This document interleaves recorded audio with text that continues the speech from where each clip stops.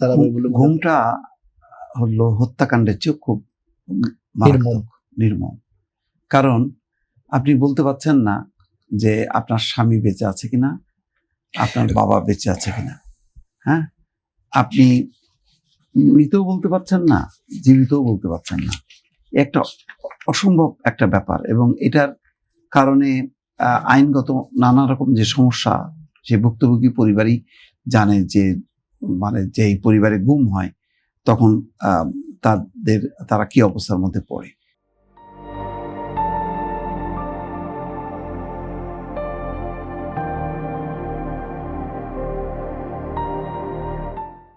তো ইলিয়াস আলীর এই বিষয়টা তো ধরেন আমরা ধরেই নিই, যেহেতু লম্বা সময় গুম হয়েছে, গুম হওয়ার পর তার সে আর এই জগতে বেঁচে নেই, কিন্তু গুমের রহস্যটা উদ্ঘাটন হলো না। কারা এর সাথে জড়িত, কারা এই ঘটনা ঘটালো, কি কারণে ঘটালো, পুরো বিষয়টা কিন্তু এখনো চাপা পড়ে আছে। সম্প্রতি কিছু গ্রেপ্তার ঘটেছে সামরিক বাহিনীর অবসরপ্রাপ্ত কর্মকর্তা পর্যায়ে, সেখানে কিছু ক্লু পাওয়া গেছে। তার ভিত্তিতে যদি পুরো বিষয়টা উন্মোচিত হয় এবং এক্স্যাক্টলি মানে চিহ্নিত করা যায় যদি যে না হত্যা হয়েছে, এইভাবে হয়েছে, তাহলে একটা হয় যে এটা তার মানে বেঁচে নেই। কিন্তু আপনি দেখেন গুম হইলে আপনি কি তার মৃত্যু দিবস পালন করতে পারছেন না।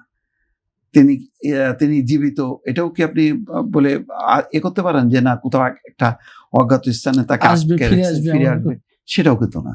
সেজন্যই বলছি যে মৃত্যুর চেয়ে এটা ভয়াবহ একটা যন্ত্রণা যে পরিবারগুলো বহন করছে, সেটাও এটা আমাদের রাজনীতির ইতিহাসে যে সবচেয়ে একটা কলঙ্কময় দিক হচ্ছে গত 15 বছরে এই যে গুমের একাধিক ঘটনা ঘটেছে, সেগুলি নিষ্পত্তি না হওয়া, এবং এটা আদৌ এখন এমন একটা পর্যায়ের সময়ের ব্যবধানে যে প্রকৃত রহস্য উদ্ঘাটন হবে কিনা সেটা নিয়েও কিন্তু সন্দেহ আছে।